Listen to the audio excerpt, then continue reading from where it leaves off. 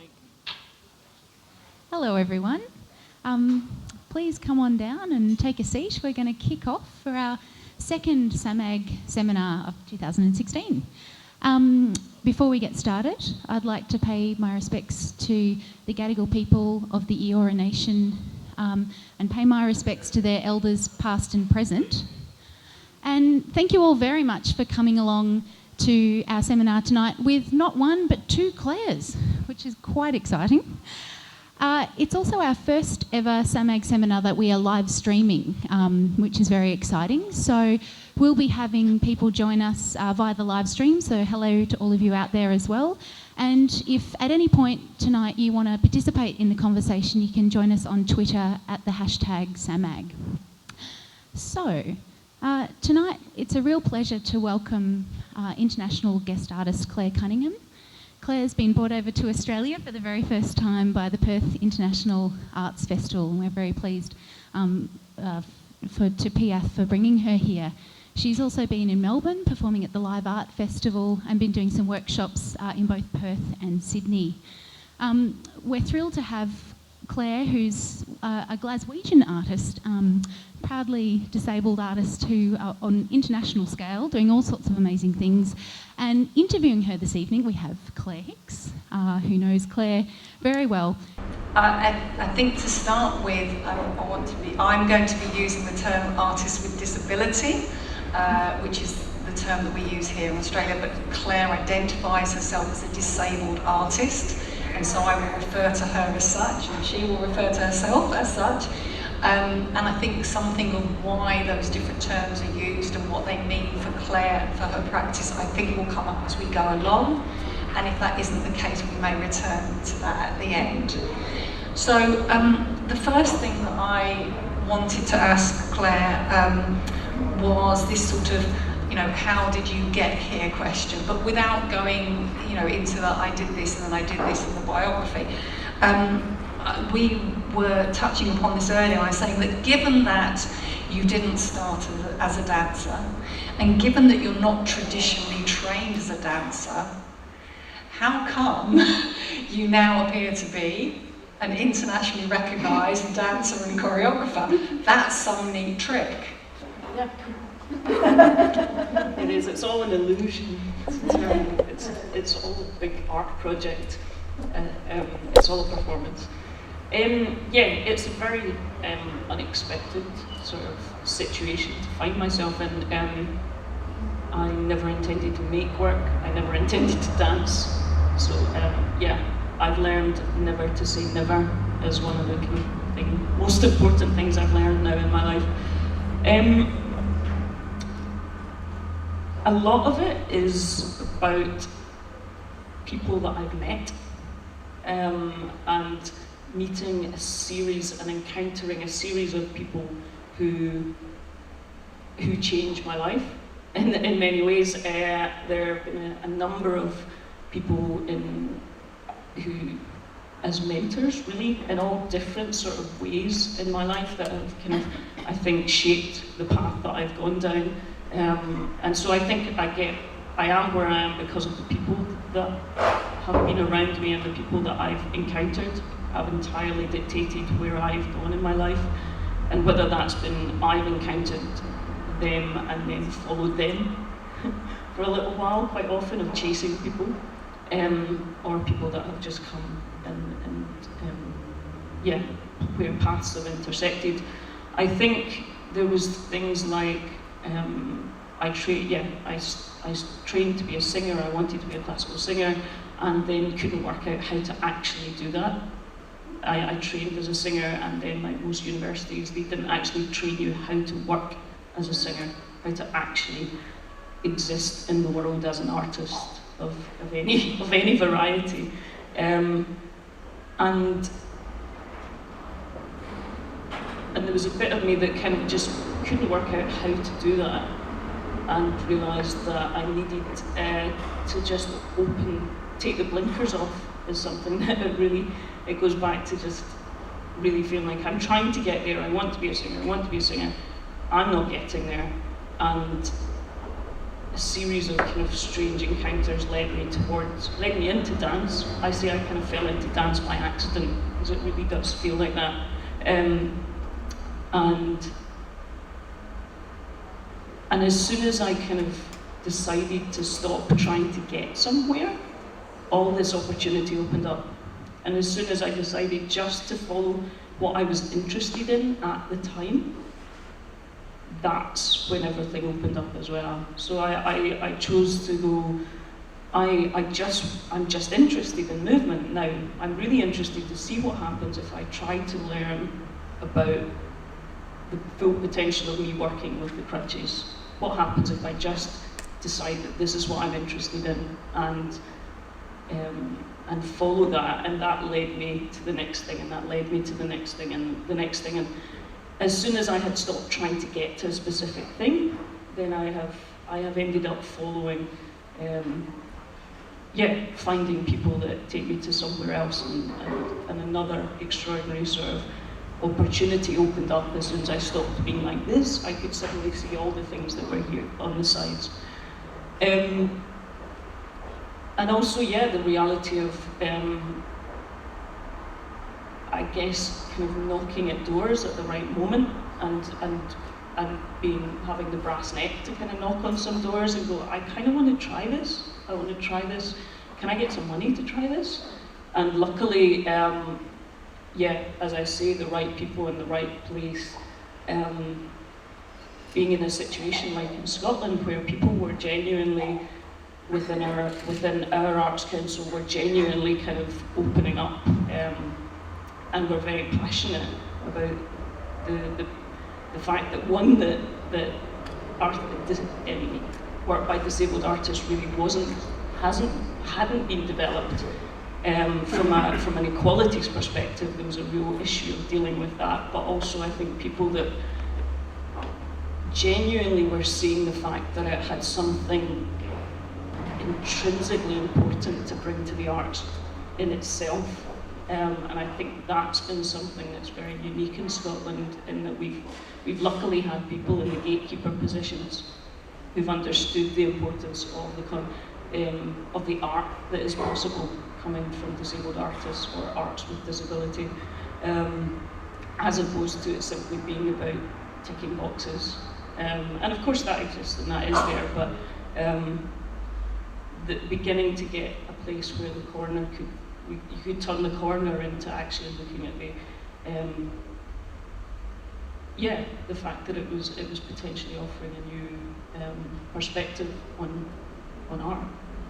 Can I just, you said a series of strange encounters. Can you tell us about some of those strange encounters? There's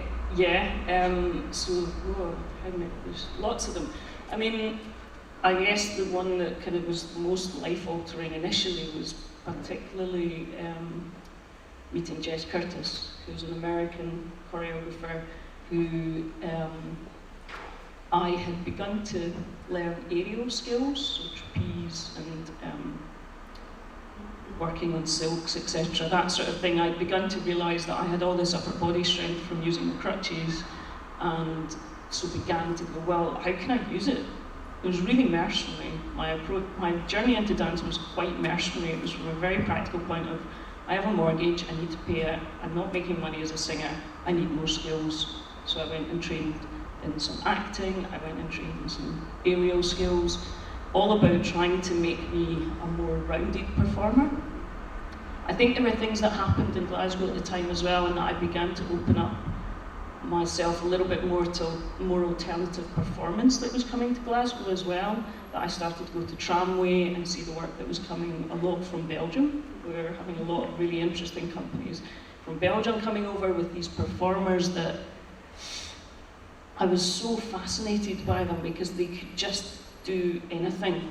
They were performers, they weren't singers, actors, musician, dancer. They were performers. And I began to be really excited by that, and really excited by the liveness of the performances that they brought, that you really felt that they could turn to anything at any moment, but also that they were, whatever was the right thing in that moment, was the art form that they used. And I began to be quite fascinated by that, and I began to want to expand my skills for that reason, and to be more employable. And maybe to also be able to work in more exciting projects and more exciting pieces of theatre, to be honest. And so I had started doing aerial training, and as a result of that, a company in England, Blue Eyed Soul Dance Company, were advertising for a disabled dancer and a non-disabled dancer to create a duet. And I ignored the fact that it said dance, because I was like, well, it's up in the air, it's not dance. And I was really that naive in terms of what I thought dance was. I had still very, very narrow preconceptions of what dance was and who did it, very traditional ideas of it. And the aerial wasn't movement or dance or in any way. And I auditioned, and I got hired to make the piece. And Jess Curtis was brought over from America to choreograph the work, and he met me on the first day, and he was introduced to, like, this is Claire Cunningham, this is one of your dancers. And I was like, I'm not a dancer, no dancing. Like, really, just, oh my God, I'm surprised they didn't just fire me in that moment. I'm like, I can't work with this, what is that? And yeah, I often say that it must have been like breaking in a horse. That's all I can imagine. Like, really, he so subtly and so cleverly introduced me to working in movement. And he worked in contact improvisation, so it was about being in physical contact with the other dancer, which was really alien to me. I'd never done stuff that physically engaged with people, other than the people that the only people I was really used to touch with were my family and doctors at that point in my life, and maybe my ex. That was about it. But yeah, to roll about on the floor with somebody who hadn't even bought me dinner was just bizarre. I was like, I didn't think so. But it was just one of these, epiphanies in life where he just opened my eyes and all of my consciousness to a fascination with movement, and how I could work with the crutches, and also this thing I was saying earlier today to someone of this idea of learning. I was so fortunate because I learned to dance from the inside out. I was introduced to dance by someone that was looking at movement from the inside out, so it was all sensory. It was about how things felt and about how your body felt to move, rather than how it looked. So there was no steps to learn. There was no trying to make shapes. It was all about how did things feel, and that's still how I work. That's still how I make choreography. It's about how something feels. I have enough of an experience now and an understanding of theatre and dramaturgy to know what makes strong imagery, and I trust myself now in that. I know that about theatre making, but it comes out of how something feels, and I don't mean emotionally. Actually, I don't really mean I'm not dancing from it like, oh, this feels so beautiful. I don't at all mean from that. I'm like, how does this physically feel? What is the information in my body? What happens if I push further? What happens if I reach further? What happens if I drop my weight? It's very, it's a very experimental sort of laboratory sort of way of playing with the body, and in terms of like the way that I work with crutches, it's like physics. It really is quite mechanical sort of experiment of like, if I put this here, what happens? So yeah, working with Jess and being introduced to movement from that perspective was just, it just turned everything upside down. And yeah, suddenly I found that I was going from being a singer, where it was all about, don't look at me, don't look at my body, I didn't want to be seen. Most of my life I hadn't wanted to be disabled. I very much kind of conformed to that conditioning that it was a bad thing, and I wanted to be other than that. To now moving into an art form that was entirely about, look at me, look at my body, and look at how I move. which was incredibly emotionally traumatic to kind of go through as well for that first couple of years, and to then go into that journey into the changing relationship with the identity of disability was very much a result of working in dance and working in a physical art form. Meant that I had to sort of start addressing how I felt about the fact that my body was different, and acknowledge it and own it, and actually then begin to kind of really be fascinated by it as well. And I guess that's where it's taken me, and it continues to take me in that direction of a fascination about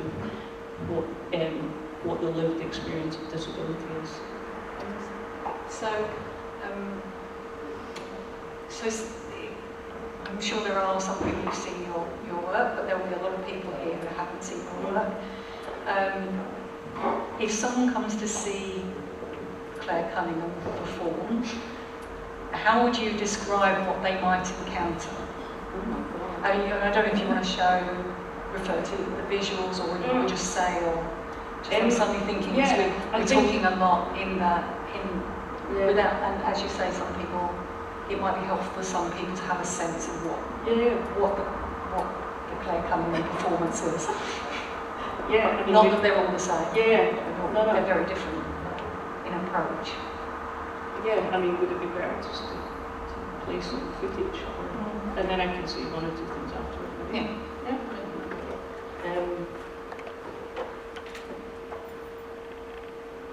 Yeah, I mean, I think there's a definite, there is one aspect of it, there is this thing of like, what is the potential of me and the crutches, is one physical aspect.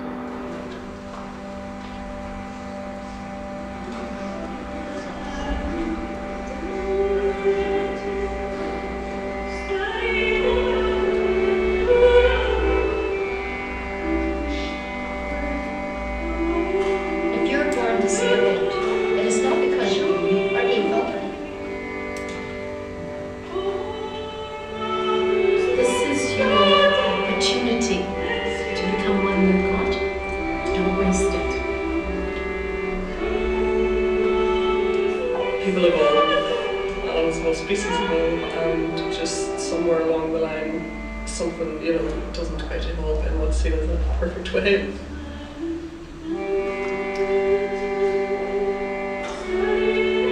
Mentally, nobody was doing the same. Let's be honest about it. It's one of those things.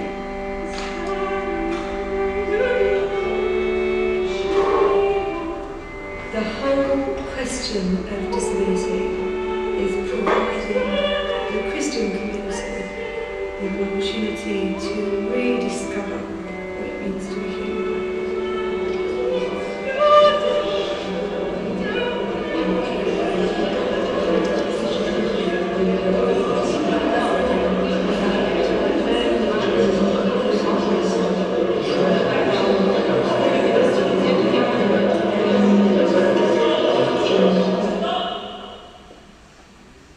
Tell me something you love.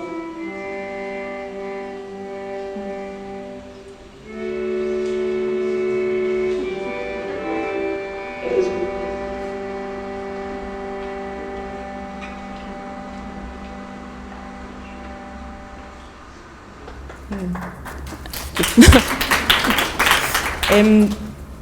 yeah, I'm going to apologise for the fact that I've still got old versions of the trailers which don't have captioning on them, and I haven't downloaded the new ones, but the ones online all have captioning on them now, subtitling. I guess, yeah, it's trying to understand what do I think is in my work. I'd like to think there's always I think there's an honesty always of an intention to try and be very honest, to the extent that I think I don't always realise how revealing I'm being of my own life. That a lot of my work, the first 3 pieces I made were very autobiographical, were very much about me, because that felt like a safe place. I didn't feel confident to comment on the world or anything outside of my life. I didn't feel I had the confidence to make big comments about the world. And so I made I thought, well, I know me, I can make work about me. And it's very funny because some people are like, oh God, I could never do that. I couldn't make work about myself. And I find that hard, because I'm like, God, I can't stop making work about myself. And then, that's worrying. That's what I've tried to do with Guide Gods, was to shift that around and go, well, how do I not make something that's always about me? How do I connect to other people? How do I look outside of myself? And challenge those things a little bit. But yeah, I think I don't always realise how revealing I'm being of myself until opening night and people come round and they're like, I cannot believe you just put that, you said that thing. And I was like, what? Oh yeah, actually that was maybe a little bit. Yeah, but I think it's also that thing of like, you have to, I like to admit my own feelings. I guess I think there's something in my work about admitting my ignorance and being very honest about that. Guide Gods is very much about going, I knew nothing about these religions. I'm appallingly ignorant, and therefore I went and talked to these people. And I will absolutely be honest about the fact that I don't know anything about these things. I'm not going to pretend to be smarter than I am. So yeah, I mean, I think in terms of things like physical vocabulary, there's a functionality to the way that I explore movement, and which is partly comes from the reality of using the crutches. There are aspects of my vocabulary that I now start to recognise of like, oh yeah, there's a real mechanical functionality to movement. There isn't an expressive movement that I explore. It very much comes from the practical, if I do this and then do this, what does that, where does that take me, and then how do I get out of that? And yeah, there are definite sort of signatures among that, and also a realisation that I'm beginning to have of how much all the aspects of a lived experience of disability manifest in my work. So, for example, I recognise that I have a very specific relationship with the ground, which is a lot to do with using crutches. It's a lot to do with having a physicality that might be slightly more fragile than the normative body, which means a risk of falling or a risk of slipping changes how you behave in the world. It changes literally where you choose to walk or travel, and it changes your relationship to space, changes your relationship to time and how long you take to do things. And so, yeah, within my work, you often see that I've created environments that reflect that. I've created spaces that either purposefully are difficult to traverse, like Mobile was a piece that I made with the floor is strewn with crutches, and requires it requires a huge amount of attention to navigate that space, as with Guide Gods, where suddenly you cover the floor with teacups. But also is about highlighting the skill that comes with that, of going, yes, and what's created by that is a dexterity and a highly tuned attentiveness to be able to, and a highly tuned spatial awareness to navigate those spaces with 4 legs very fast. But yeah, I then see that they make me design my world in very specific ways. And then to bring audiences into that, you are bringing an audience into your world in a way. So there's things like that I recognise are part of the work. You mentioned the word audiences there. We said that we might touch on the idea of audiences. Yep. When I raised the notion of audiences, we were talking about, well, to what extent do you engage with audiences and think about those things. But we were talking to some extent about who we might expect to be in the audiences for this work. How do we attract certain audiences? How do we perpetuate or not perpetuate certain particular communities going to certain kinds of work? In relation to your own experience, can you say something about that? Yeah, I think we, I've always talked about how it's quite important to me that I work in, that my work is shown in contexts that are specific to disability and in contexts that aren't mainstream, or whatever context we want to call it. That for me it's very important that I exist in both of those worlds, actually, because different people will come to those things for different reasons.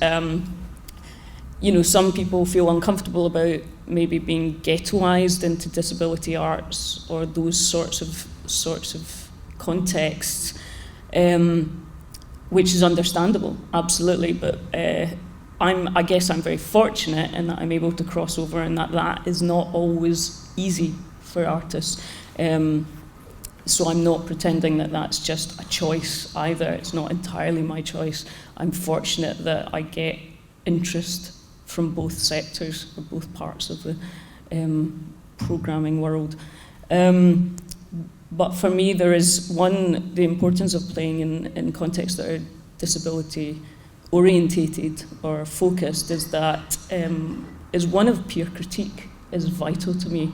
The first time I showed Mobile, which was in 2008, and it was commissioned by Dada Fest, which is a festival in Liverpool, which is one of the longest running disability arts festivals, and is really, it's really quite a big event in the UK, and it existed long before Unlimited, and had been running for a long time, and it was a place that really a lot of the not only disabled artists but really quite a lot of quite politically orientated disability rights people would really go there, and it was really it was a very charged place and a charged point in the calendar, and for me to show my first piece of work there and to be commissioned from there was a huge thing, because I really felt that I was taking it to an environment where people would really tell me the truth as well, and I was really that for me there was always a fear, and there always is. I always check my work. I really go through my work as I make it. Maybe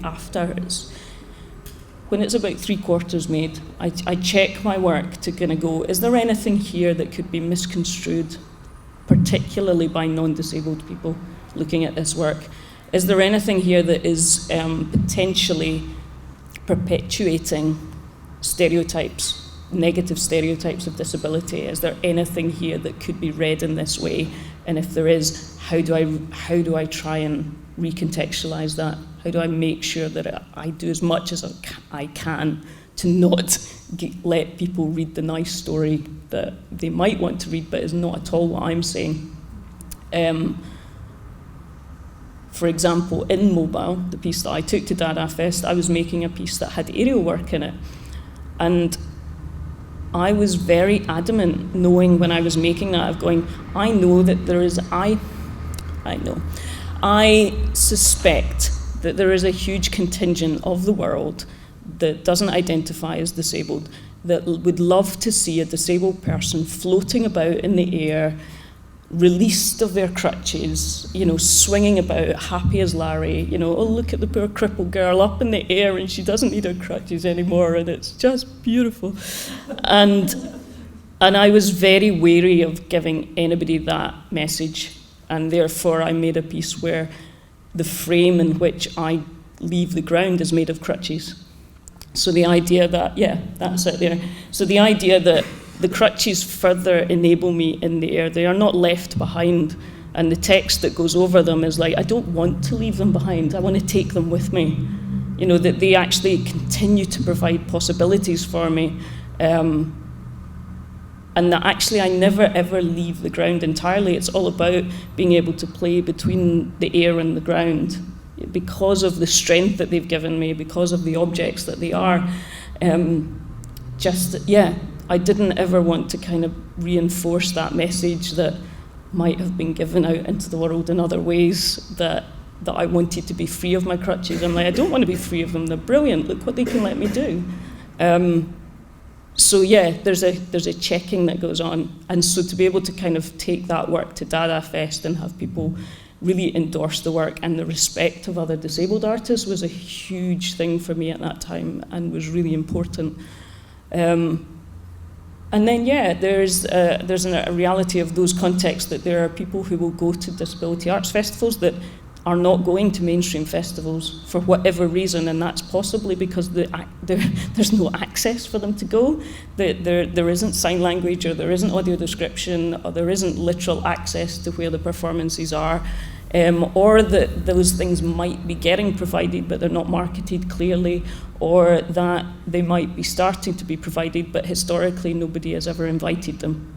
That people haven't conventionally felt that they could go to those festivals, therefore they don't start going because they've never been made to feel welcome, or because the work doesn't feel like it relates to them, because there's nobody they identify with within that festival, or work that seems to relate to anything in their life. So for me to exist in both of those places, and I guess I consider it a role to partly try and cross-contaminate a little bit between those places. And also I kind of think that it's my job to sort of get in, wedge the door open for everyone else, to kind of, if there are people that artists that aren't getting able to cross over, it's like, okay, well, what's my role in being able to sort of be a gateway drug for people? I'm very aware of the fact that I am a palatable disabled person for non-disabled people. I am not that offensive. I am what Bill Shannon used to call the cream of the crips. Yeah. I'm one of those. I sit in a place where my physicality is not that different. It's a little bit different, but it's not dramatically different. I'm white, I'm middle class, I've had a university education, I'm very privileged, and I can speak and I can be reasonably eloquent. So I am quite palatable to non-disabled audiences, and I am offering movement it is offering a shift in aesthetic, but it's not a huge, massive leap for people. And I'm very aware of that. I'm aware that for programmers, etc., it offers a good introduction, potentially, for people to start looking at notions around disability or more diverse work. And so I totally think that one of my jobs is to absolutely wedge the door open.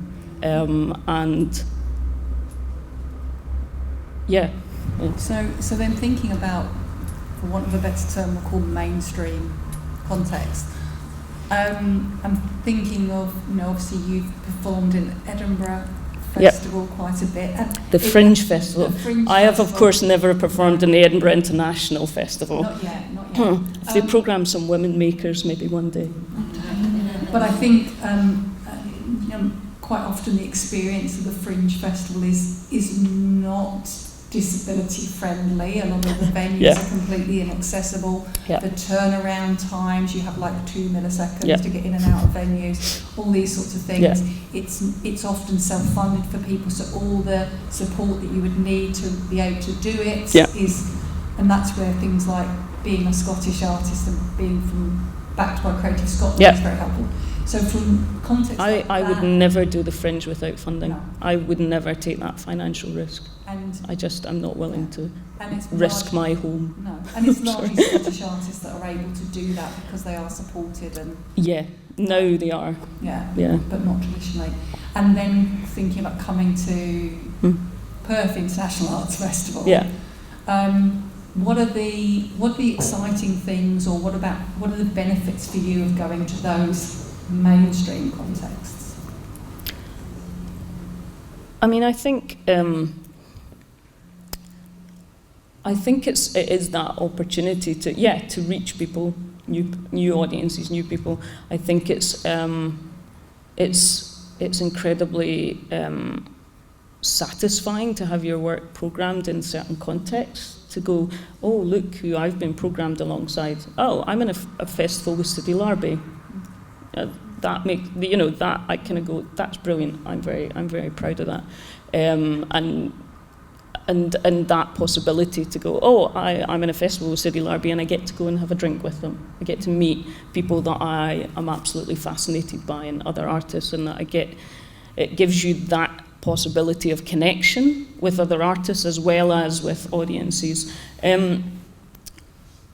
Yeah, I'm not sure whether I need a more specific question to route me back to that. I suppose I'm just saying you were saying that in terms of going to disability context, that there are some very specific things that you get in those contexts that you don't get in the mainstream context. And I'm wondering, are there specific things? Maybe is that about that access to a different set of artists? But what do you think are the things that you gain, or maybe what do the audiences gain out of you being in those contexts? Yeah. I think there's genuinely a sort of a reality that you are doing the educational thing. You are opening up a whole bunch of people who probably have never seen a disabled artist potentially before. You are opening them up to a question of challenging what their expectations potentially have been of disabled artists or work by disabled people.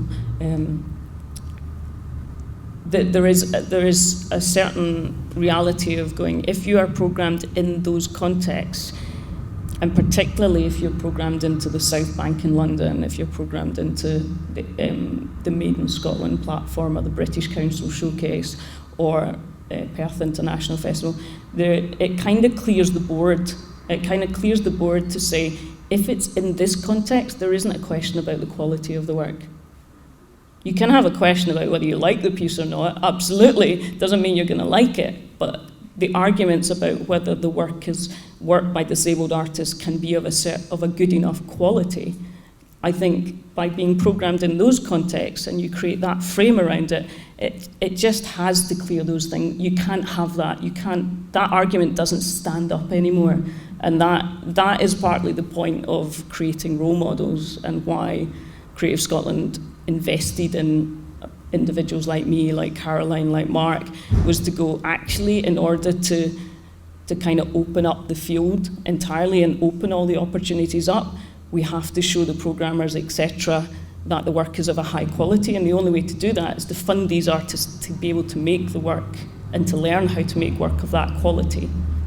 And it's a cycle, and once people see that possibility, and once also other individuals that might identify as disabled, whether that's children or adults, see that work, then potentially they go, wait a minute, I can do that, or I can do better than that, is also valid.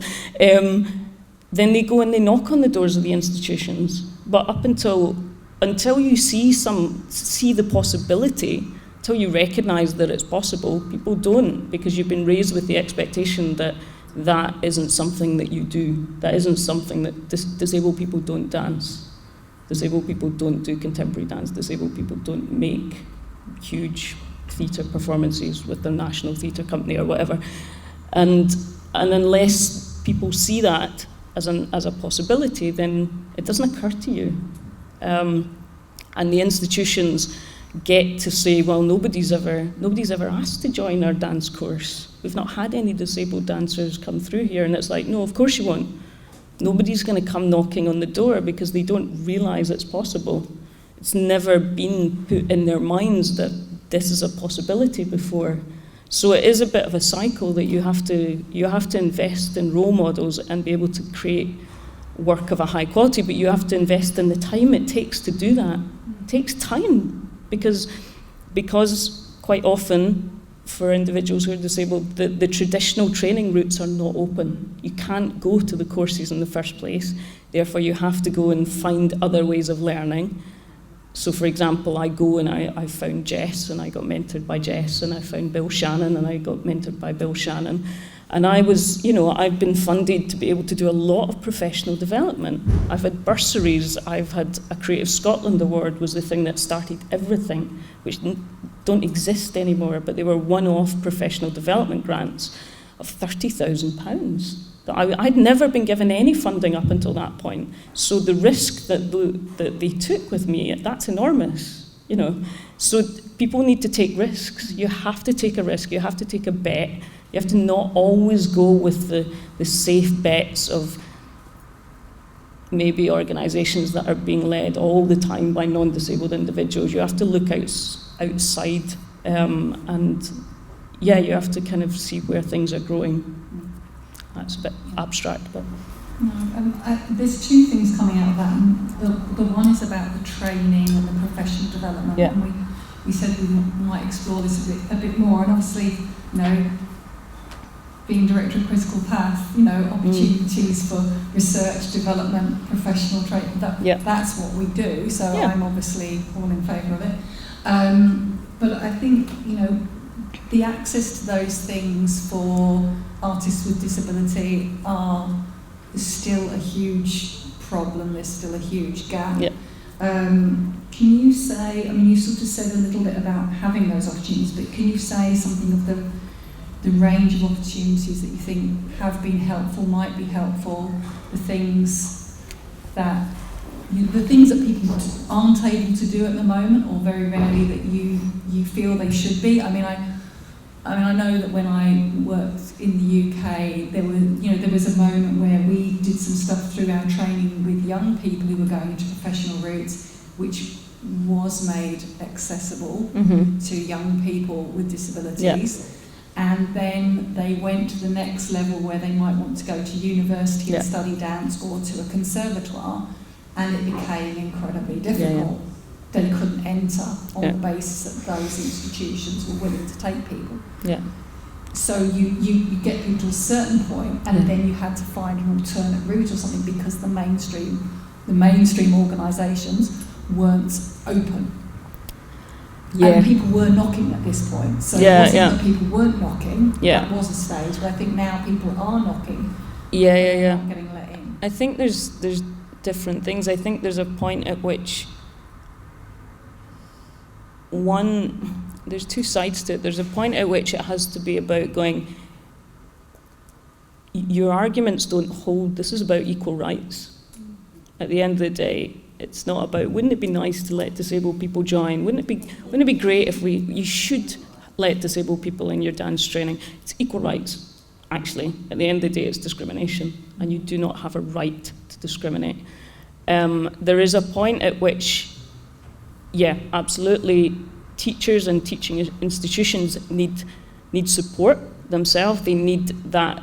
They need the support to enable them to also be able to actively support a disabled individual potentially within that course. Needs to be realistic, but you need to be able to you need to create environments where people can say all the shit that they think they're not allowed to say. Like, I don't know how to teach a person in a wheelchair. Okay, let people be able to get that crap off their chest. Be able to say it, it's fine, you can say it here, do it.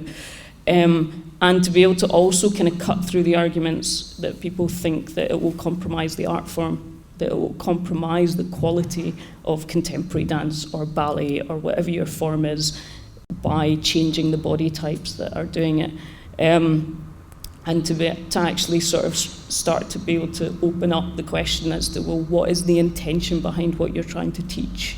Not what is the shape of it and what should it look like, but what is the intention behind what you're doing? And the reality of kind of opening up the fact that it actually, good teaching roots it back to intention. And bad teaching is just about doing the same thing that you've always done, because you've never had to think about changing it for anyone, or it's easier just to keep teaching it this way. But there is support required for people to kind of make that shift in their thinking. But I think, again, that question of role models and the fact that we are now in a situation where, you can have Mark Brew and Caroline Bowditch come in. Mark Brew can teach a ballet class, can teach a contemporary dance class, and there will be people in Australia that are disabled artists that can do that as well, I'm sure.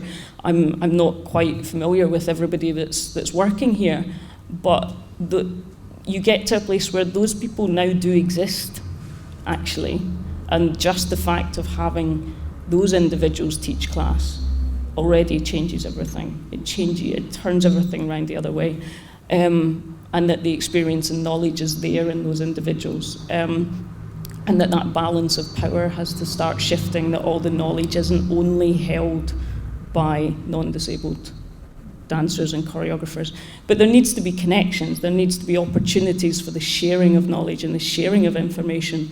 And I think that's where situations like the fact that, here this weekend through Critical Path, being able to run the 2 days of workshops here, and then in PIAF, the fact that Wendy's programme for me being artist in residence was also to create a 5-day intensive of bringing disabled and non-disabled dancers together. And to me, my role, the most important role in that is just that I was a reason for those people to get in a room together, and that those opportunities for those people to share information, to share experiences, and to go and to potentially support each other. Because actually it's also that question of people being able to kind of find support with the other people who understand what's going on. So like the people who are working in the sector can really not be so isolated and not be sort of the lone voice always having to bang their heads against the wall, but creating spaces where people can come together and support each other, but also share information and share energy with each other. I mean, I think what was interesting in Scotland when Caroline was in her post of Dance Agent for Change was that one of the initiatives that they set up was the Creative Thinking Network, which was a thing that she was funded to do, I think, for about 2 years, which was a series of meetings that were held maybe every 3 or 4, maybe quarterly, maybe something like that. And it was just an open meeting, and it was framed around dance and disability, but it wasn't exclusive. You didn't have to be working in those sectors. And it was just a meeting place for people to come together once a quarter who might be interested in that. And people from organisations were not paid to be there because it's part of their job. Freelancers were paid for their time to come. That was an important moment. There was a pot of money that paid freelancers to be able to come and spend that time, that they could meet other people, that they could share time, and the recognition that that is absolutely necessary. You cannot ask independent artists to come and do shit for free. It's not acceptable. You have to pay their time. And travel expenses were also supported. And there was no pot of money on the table. This wasn't about coming together for funding, so there was no competition. It was just about meeting and chatting. And it was extraordinary. And I think it was really vital because it moved conversations on. And it led to things like, one of the other things that Caroline ran was the Devil's Advocate sessions. So she would run these sessions that were kind of like this, but panel discussions maybe. And they were always proposing a controversial question. So there was things like, the one at the Edinburgh Fringe that I was part of was, are disabled artists capable of success? Which was a brilliant thing to just throw out as like a really sort of, well, what is success? What do we define by that? Particularly in a meat market like the Edinburgh Fringe. Another one was, are disabled artists all one-trick ponies? So again, especially around this notion of spectacle and virtuosity and just, things that were quite like, but did exactly what, the reaction it's supposed to do. And it just were great prompts to start people having really, really meaty debates and conversations and getting past some of the first things that. But that was also just where the debate could go at that time in the UK was people were ready for that, and that was all right. And in some places I've been, it's not ready for that yet. Yeah. And then I'm just thinking then beyond that, so we've talked about people kind of training initially and then kind of opening up the conversations. What do you find helpful in terms of taking your own practice forward now, because you've made several pieces and there's a pressure on you to keep churning out the good stuff and keep being the palatable disabled artist, and you know, where's the goods? Come on, Claire, you can do it. Yeah. What helps you to develop yourself as an artist? Or what would, if it's not being offered at the moment, what would help you? I at the moment, I wouldn't say that there's something specific that I need. I'm really, I'm in a really good place. I have a brilliant producer. I mean, I think that's a key thing. That is also a key thing to why I've been as fortunate as I am and successful as I am, is that I've had producers, and I had producers from quite early on. I had Richard Wakely from 2009, and then Nadia Diaz now in the last year and a half. And that is essential, actually, the fact that I've had really experienced producers. And that actually, particularly initially with Richard,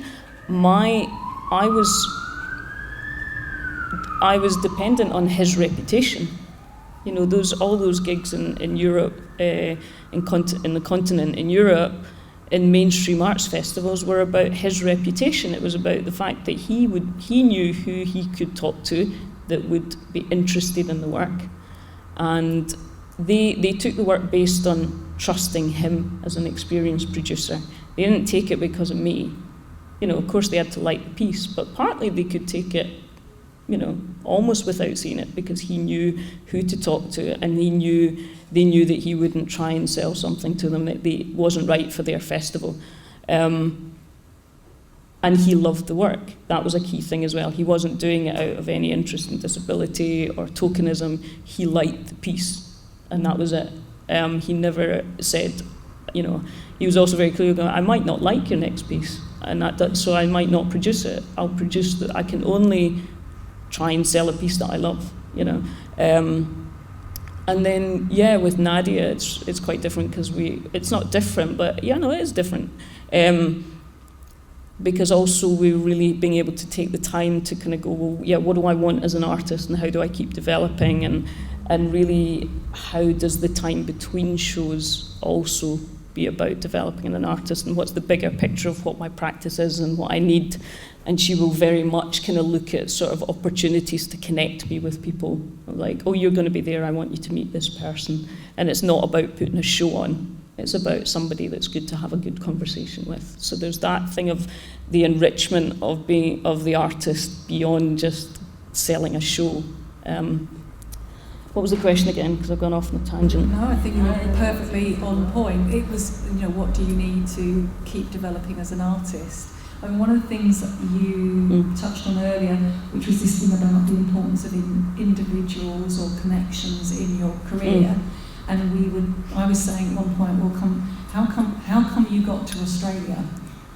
You know, how did that connection happen? And you sort of said, well, initially it's Wendy. Yeah. So can you say something about that? Because it is that thing of how, who do we get over here? Why do we get them?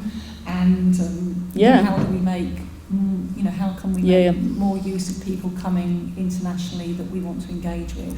Yeah, I mean, I'm here because Wendy Martin is a crazy, amazing supporter of my work. Because I was lucky to connect with her at South Bank, and she liked the work, and I think she was, and beyond that, I think genuinely interested in me as an artist, beyond just the pieces that I was making, but interested in, what was I doing next, in a good way, not in a sort of like, what are you doing next? And the things that I was interested in were speaking to her as a person, not just as a programmer, but as a person. And so I'm here because of the connection with Wendy through being at South Bank, and her interest then in what Unlimited did, and what the whole notion of disabled artists was bringing in terms of the questions around art and the enrichment of art by this new perspective, not new, but the lived experience of disability was bringing to questions around aesthetics. Excited her, I think. So I'm here because of Wendy, and then I'm here because of Morwenna, and then I'm here also because of you. So I'm here because of people in the UK who've come here and who have come from here and visited the UK. It's very specifically that situation right now, in that it's taken people from the UK who know my work to come here and be here. So that's quite specific for my situation, is that ability to have crossed the rather significant pond, and the fact that you have chosen to come and work here brings me to Sydney, you know. So yeah, the people that you connect with absolutely shape my journey. Yeah, I don't know if there's more to say than that. Was there something that I said earlier that you're trying to? No, I think that's fine. I suppose also, you know, and this might be when we throw open to questions, so I'm giving you a prompt. We're going to come to questions in a second. That there is this traffic, there is this conduit between Australia and the UK in terms of disability arts and integrated arts practice. Yeah, and it's a big British Council focus as well at the moment, and that actually, as I said, you know, in Scotland, our Arts Council, Creative Scotland, genuinely sort of began to see that this was a whole sector in the arts that we had developed a very strong stable of artists, and that actually we also have an Arts Council that have really specifically invested in the idea of putting Scottish work out into the world internationally. It is a real genuine focus for them. So they are really looking at pushing Scottish artists out internationally, and they have been for a number of years. And between that and the fact that the British Council then began to realise, oh, wait a minute, this whole perspective coming from disabled artists is really unique, and maybe it's quite it's developed in quite a strong way in the UK, and maybe this is something we want to push out into the world as quite unusual. But you know, it's not unique to the UK. It's just unique in the sense that there has been a huge investment in it, which has allowed artists to develop to the work to the level that they have. It doesn't mean that it's better than anywhere else. It doesn't mean that the work is better than anywhere else. It just means that it's had the opportunity to move faster and quicker. And because we're a small country, we can affect each other. We can work together. You know, this whole notion of peer support. We can really kind of pressurize each other. We see each other's work much more easily. We can really kind of critique for good or bad reasons. We can really kind of be like pushing everything forward very fast, which is much more difficult in big countries where people are spread out. They can't get the influence of each other. They're also maybe not able to see as much different work to be able to be sort of fed by that either. Is an issue. You know, I saw that initially in America. I was really like, wow, there are a number of interesting artists, but they're totally isolated because it's such a huge country. And it makes it really hard because you can't then get a sort of, what's the word I'm looking for, like when you get enough people together to be able to really... Critical mass, that's the thing, you know, to be able to have a strong enough voice to be able to really push things. And actually, in Scotland, that's quite possible, even with a relatively small number of people, because we're a small country and because we can literally kind of, you know, you go to a show and the head of dance will be there and they can't avoid you because they're there and they're literally at the shows. Ideally, they do come and see the work, which makes a difference as well. So they're out in the world and you're out in the world. It's not like London even. In London, you can't have a personal relationship with your Arts Council. You know, and also there's another level of bureaucracy between National Arts Council and Regional Arts Council that doesn't exist in Scotland.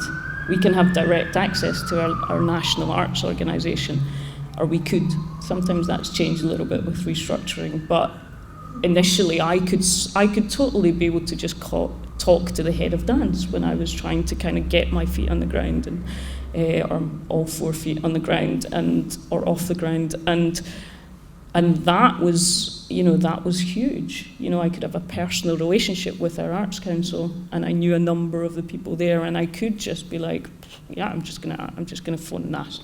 You know, they couldn't really run away, and they weren't anonymous.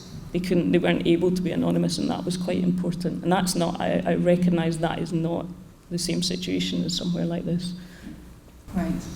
It is your moment. You know, you're learning to ask questions. Please don't disappoint me. Hi, thank you very much.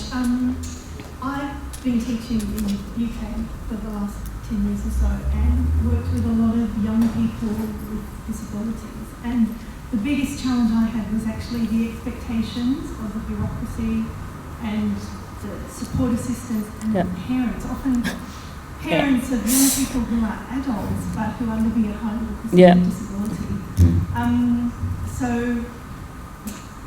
I suppose my question actually is not about dealing with all of that, but with working with young people, what would you like to have had from a teacher at any stage?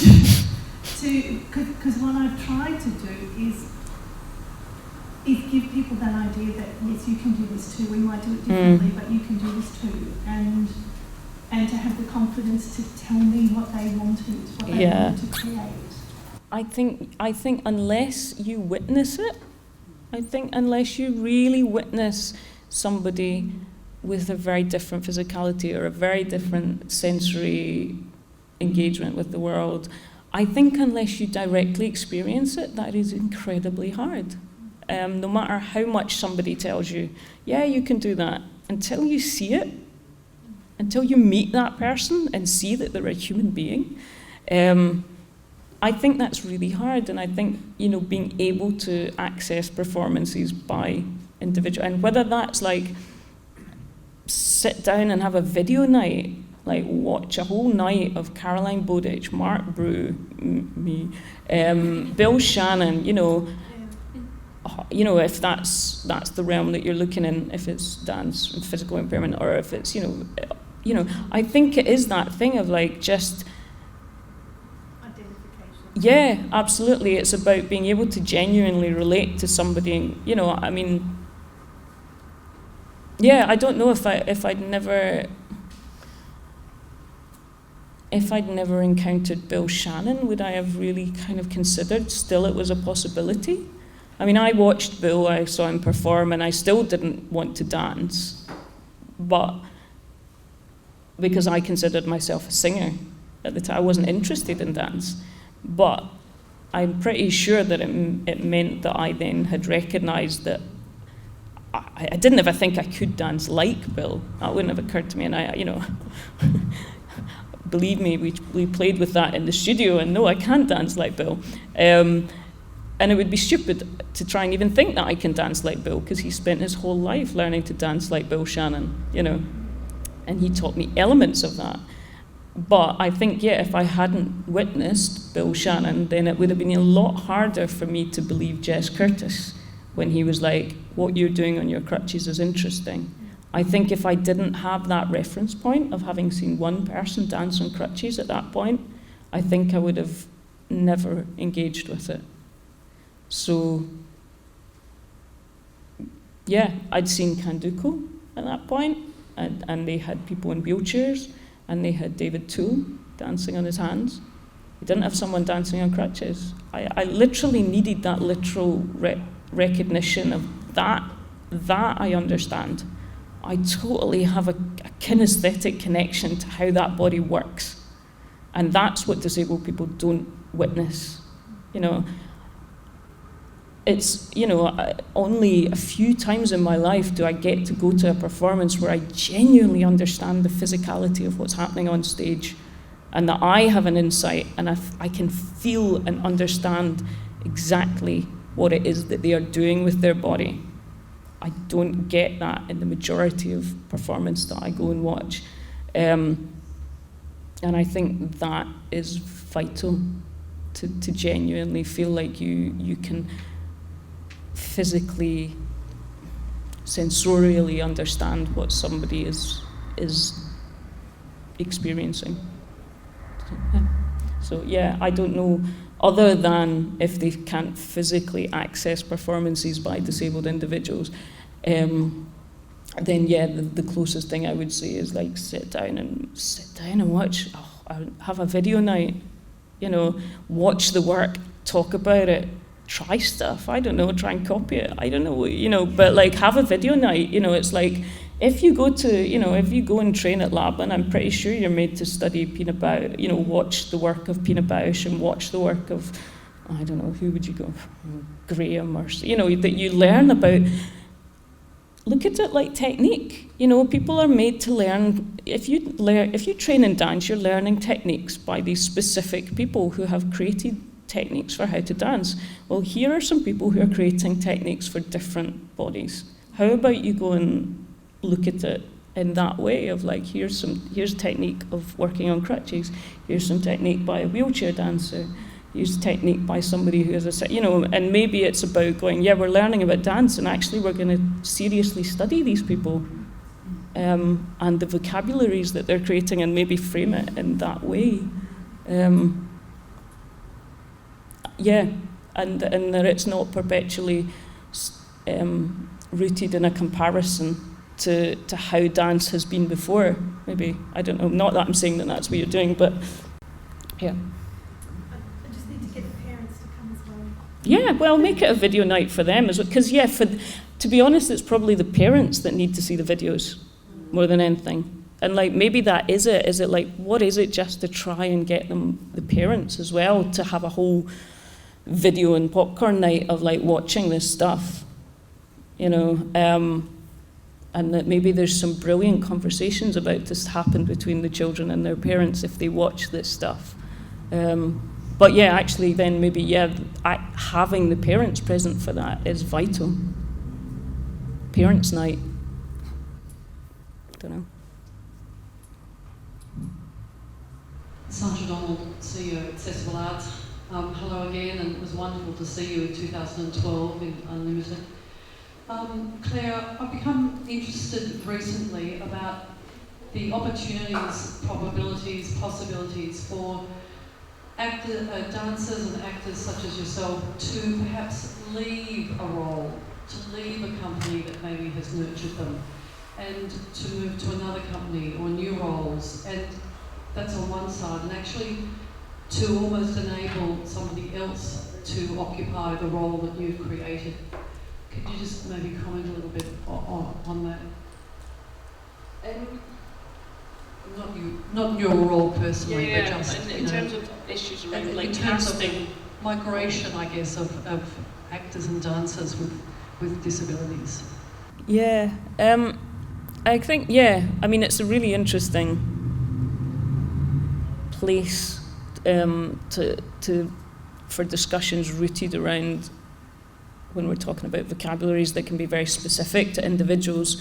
I think, yeah, I mean, Kanduko Dance Company do a lot of that investigation in terms of what happens if one dancer because their repertoire company understandably changes. They have to replace dancers, and dancers have to take over parts and pieces that already exist.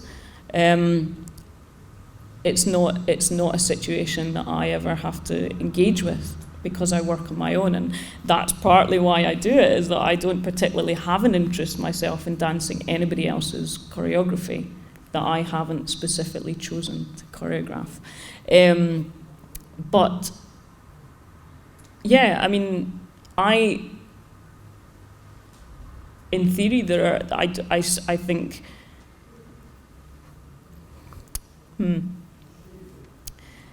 the reality of anybody should be able to take over another part, but I also know that I've encountered the fact that it's like, actually a part doesn't work when someone else has taken it over. And that's worked for me in a piece that I made, and it was a non-disabled dancer taking over another non-disabled dancer's role. And that was purely because I made work that was specific to the individuals in that company. And much as they might try to emulate that role and learn it, it didn't work to me. It didn't feel right. I think it depends on the piece. I think it's an area for exploration. I'm not sure I can give you a satisfying answer because I don't run companies and I'm not interested in dancing anyone else's role.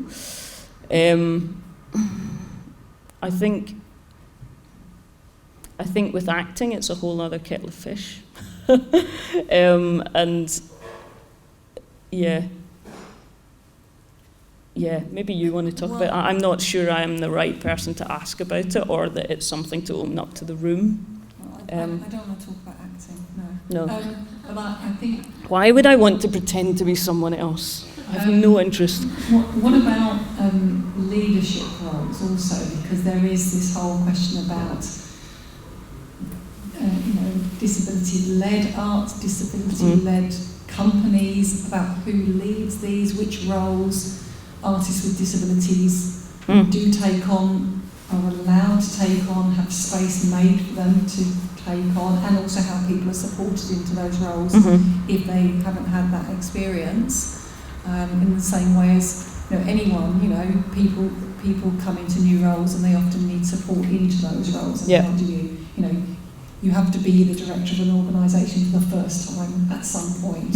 You have to go and manage a project, with this, in this context, or with these sets of people, when you've never done it for the first time. And I think quite often for people with disabilities, artists with disabilities, there are other barriers that kind of make that harder. Yeah, absolutely. Sorry, I don't have anything more to say about that. Does anyone in the room have anything to say about that? I mean, I think there's a really interesting project. I've been part of the Invisible Difference project, which is being run out of Coventry University, I think with Warwick University as well, which is looking at dance, disability and law, the intersection between the three of those, and is looking at issues around copyright particularly, and they chose to focus it around disability, partly because they felt that the specific vocabulary that potentially is related to disabled bodies and disabled lived experience then meant that they could narrow the focus quite specifically into the ownership of choreography, which is a huge question generally, and that how choreography isn't copyrighted most of the time or protected in the way that music and literature and etc. is. And this question of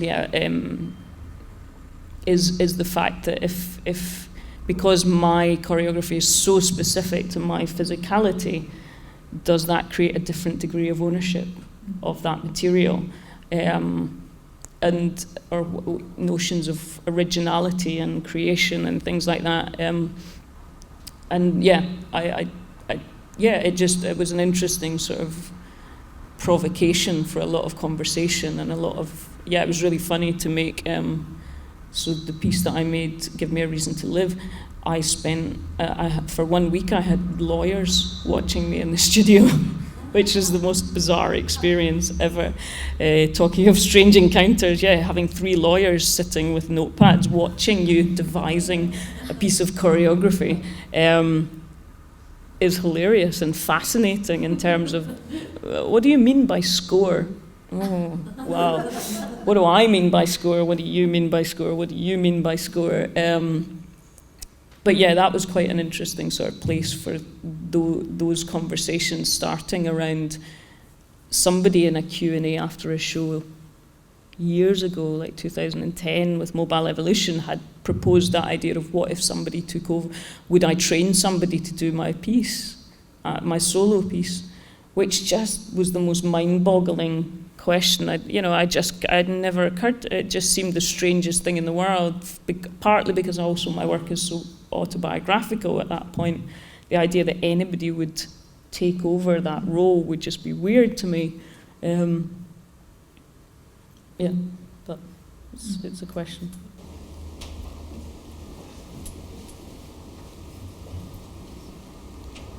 It's just a comment that we've started talking about leadership in Australia and gatekeepers and leadership in organisations, but we haven't really talked about control of artistic process, and I think that's a vital conversation that we should be jumping into. And I think it relates to some of what you were just saying. Control of artistic process, and I think that also extends to how audience perceives the work and our bodies and with the way we're perceived, I think that our control of what we produce is quite vital to that as well. And you mentioned that a little bit before in terms of audience development and how the audience perceives your work. Okay. Other questions or comments? If people don't have any questions that they feel they want to share with the room and the wider world, then I think there will be opportunity to nobble Claire over a drink afterwards. Not literally, obviously, don't hurt her. But yeah, I think if there aren't any other questions, I just want to thank Claire. Thank you. Thanks, Claire.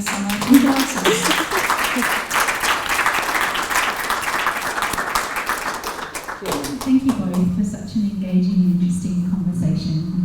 I've had the pleasure of listening to you speak twice today. I can't get enough. But it's really interesting to hear about the perspective of your journey in the UK, what's happening over there, and I think for us in the room to reflect on how that's similar and different to what's happening here, and how we can continue to push the disability arts agenda forward in Australia as well. So thank you very much for your time. Before everyone goes, and please don't go because we have wine and cheese at the back and we've got this room till 8 o'clock, so let's make the most of it. Our next SAMAG seminar for 2016 is on the 18th of April, and it's about the future of audience research. So I know we've got a few new people in the audience tonight, which is great, so I encourage you to sign up to our mailing list and keep coming along, because we do this every month. So thank you very much for joining us, and if you can join me once again in just thanking Claire and Claire for tonight. Thank you.